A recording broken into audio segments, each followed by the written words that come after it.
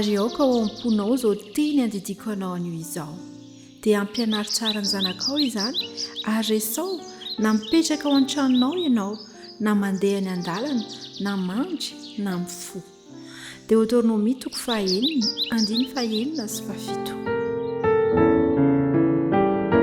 Mba ho fambiazana ny tokantrano eo amin'ny fanabeazana dia tokony hisy fifandrindrana eo amin'ny ray sy ny reny, izany hoe ny ampivady izany. Ny antony dia izao: ny ray aman-dreny no manana didy lehibe indrindra amin'ny famolavolana ny toetra raha mbola kely ny zaza dia izy mijanona ao an-trano. Ny ray kosa no ny asa manararaha ny fivelomana dia mety kely ny fotoana hiatrehany izany, kanefa amin'ny fotoana ahafahany manao izany dia aoka arindra amin'ny ezaky ny reny ny fanabeazana, ary hanao izay azony atao koa ny ray hanome fanabeazana ho an'ny zaza. Ny zavatra misy mantsy matetika dia tsy ampy izay famolavolana toetra izay eo amin'ny ankizy na amin'ny zaza, hany ka manjaka ny fanoherana ka tsy afaka hatohitra izany izy eo amin'ny tontolo misy azy. Izany fampianarana izany dia ahatonga azy hijoro amin'ny foto-kevitra, ahatongavany miatrika ny fotoan-tsarotra, miatrika ny olana rehefa tonga izany rehetra izany.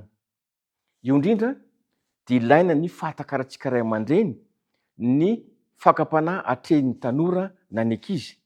Eo tsika no mahay torohevitra hoe izao zany nietrehana azy, izao no tokony atao, ary izao no fomba entina misoroka izany. Ny antony dia tsotra: atodio any amin'ny fiainako avy ny ankizy, izany hoe ilay fiainana be valisoa sy be voninahitra. Esorina mihitsy zany ny eritreritra amin'ilay zavatra fifantohana amin'ny zavatra mandalo, fanaranam-po na faniriana araka izao tontolo izao. Izany filamatra izany dia hiaro ny ankizy amin'ireo hery miasa mangina na any an-tsekoly na ny manodidina azy, indrindra indrindra amin'ireo namany. Fa ny tena zava-dehibe dia izao: hanomana ny ankizy ho amin'ilay fihevian-dehibe dia ny fihevian'i Kristy izany rehetra izany.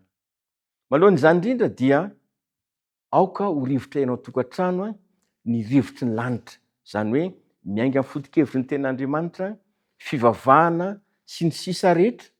Ary indrindra indrindra ny hoe ao an-trano zany dia tokony hanjaka sahady izay antsoina hoe fiderana, vavaka ary fandiniana ny tenin'Andriamanitra.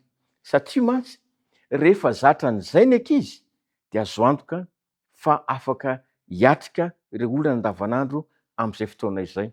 Ny tanjony ary zava-dehibe dia ny hoe ho tokantrano hahatratra ny fetrany fahatratrarana ny fiainan'ny lanitra, ho paradisa, ho fifaliana sy ny sisa rehetra. Tian'Andriamanitra ho zava-misy amin'ny fiainanao izany rehetra izany. Tian'Andriamanitra ho fiainan'ny tokantrano ny fiainan-tokantranonao, ary izay indrindra no hisintomana anao ny hoe andao ampiarina izany rehetra izany. Manasa anao ary hivavaka isika. Tompo ankehitriny dia misaotrana amin'ny hafatra, nampafantatra na ny eo aminay ny amin'ny tokony rehetra amin'ny fanabeazana ny ankizy ao an-tokantrano.